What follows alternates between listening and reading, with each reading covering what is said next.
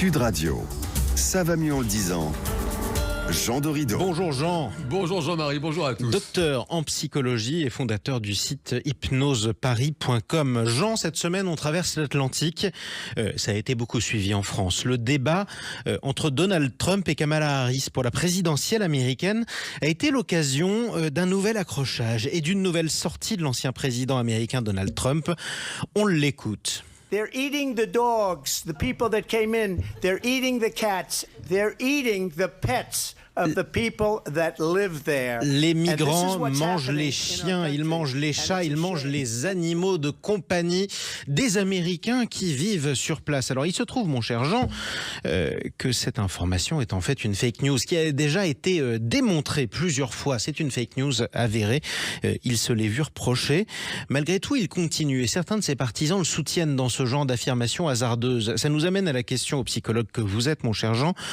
Pourquoi certaines personnes, quel que soit leur bord politique, ont besoin de croire des choses qui sont factuellement et de manière évidente fausses? Alors, c'est une très bonne question que vous posez, Jean-Marie, comme toujours. En réalité, il y a au moins 3 raisons psychologiques majeures pour expliquer ce phénomène. Le premier facteur, si vous voulez, c'est ce qu'on appelle les biais cognitifs. Vous savez que notre cerveau fait des tris mécaniques dans la réalité. Par conséquent, la réalité que nous percevons n'a rien à voir avec le réel en tant que tel. Et parmi ces biais cognitifs, il y a en tête de liste, si j'ose dire, le biais de confirmation. Le cerveau est entraîné instinctivement à valider les informations auxquelles il croit déjà. C'est une machine à avoir raison. Des chercheurs ont même observé que à chaque fois qu'une information vient confirmer ce que vous croyez déjà, il y a une petite décharge de dopamine dans le cerveau, la fameuse hormone du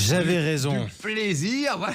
C'est vraiment incroyable. Et en plus, si vous voulez, il y a une espèce d'invisibilité sur tout ce qui vient contredire ce que vous croyez. Vous n'imprimez pas les informations contradictoires. D'autres chercheurs ont même observé que lorsque vous proposez de l'argent à des individus pour simplement lire des opinions contraires aux leurs, eh bien, ils préfèrent renoncer à l'argent et garder leurs opinions. Donc le biais de confirmation, j'aime pas les migrants, j'ai envie de croire qu'ils mangent des chats et des chiens. Ça, c'est pour la première raison. Autre raison.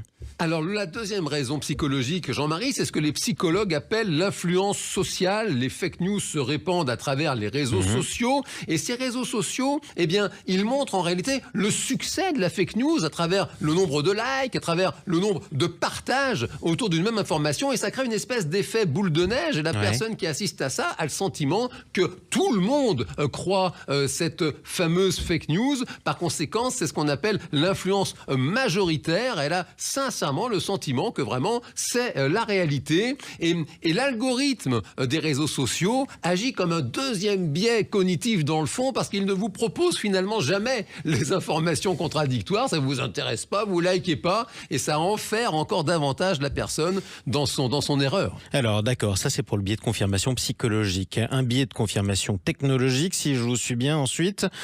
Troisième couche. Alors la troisième couche, eh bien en fait, on la doit à un psychologue assez génial, monsieur Kurt Lewin, un psychologue américain qui est décédé aujourd'hui. Il a démontré ce qu'on appelle l'effet de gel. C'est quoi l'effet de gel? C'est que lorsque vous prenez une décision, il est très difficile, eh bien, de renoncer à cette décision, de faire machine arrière. Et une personne qui adhère à une fake news, en réalité, c'est un choix qu'elle fait. Elle décide d'adhérer à ce point de vue. En l'occurrence, des personnes disent si, je suis sûr que Donald Trump a raison, parce qu'elles lui font confiance. Pour tout un tas de raisons. Donald Trump ou un autre d'ailleurs, puisque l'exemple vaut pour tout le monde. Ça marche pour tout, merci de le rappeler Jean-Marie. Et si vous voulez, même si la personne finit par apprendre que l'information à laquelle elle croit est un mensonge, eh bien c'est très difficile pour elle de faire machine arrière. Ça lui coûte en réalité de renoncer, ça nécessite un effort, et en fin de compte, il est plus confortable pour elle de s'enferrer dans son erreur. Malgré le fait qu'on dise qu'il n'y a que les imbéciles qui ne changent pas d'avis, effectivement. Mais et on rajoute, ça a toujours été mon avis. vie. Exactement. D'accord, Jean, pour tout ça. Mais alors,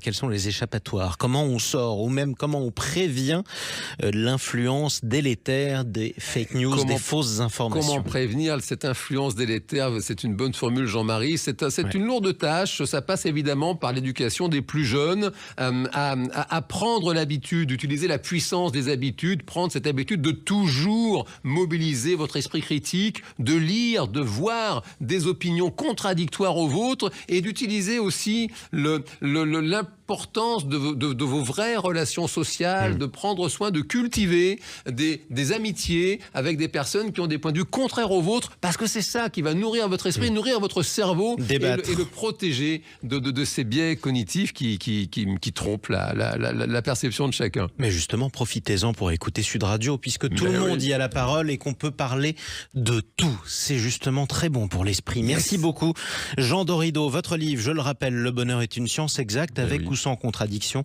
C'est publié chez Larousse. À bientôt. À bientôt, Jean-Marie.